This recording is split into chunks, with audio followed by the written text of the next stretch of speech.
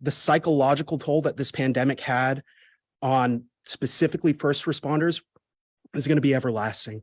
I performed CPR in vain underneath a Christmas tree on Christmas morning. I held the hand of a dying man, all who didn't understand what was happening. I'm sorry. The Bangor Firefighters Union originally applied for a lump sum of approximately $800,000 of the city's $20.48 million in ARPA funds. The goal was to issue two payments of roughly $4,500 to each first responder who worked during the pandemic. The city denied their application. Members of the union confronted the city council Monday night.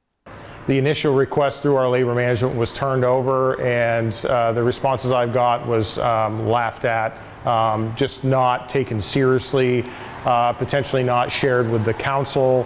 So our request basically went from our hands to a shredder. During the workshop, several Bangor firefighters testified about the toll the pandemic took on them, their families, and their work, with some even saying they are now embarrassed to work for the city due to how they've been treated.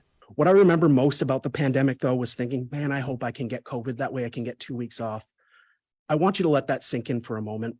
I hope I get sick with a potentially lethal disease just so I can get some sort of reprieve. Following the testimonies, city council members had very little to say and offered no explanation as to why the application was denied. But we're not going to take any action, obviously, on this tonight.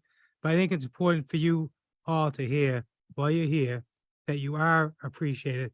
Currently, the city has more than $16 million in ARPA funding left to allocate. Multiple attempts were made to contact the city council to discuss their decision concerning Bangor Fire's application. We are still awaiting comment. In Bangor, Devin Dagnall, ABC 7 and Fox 22 News.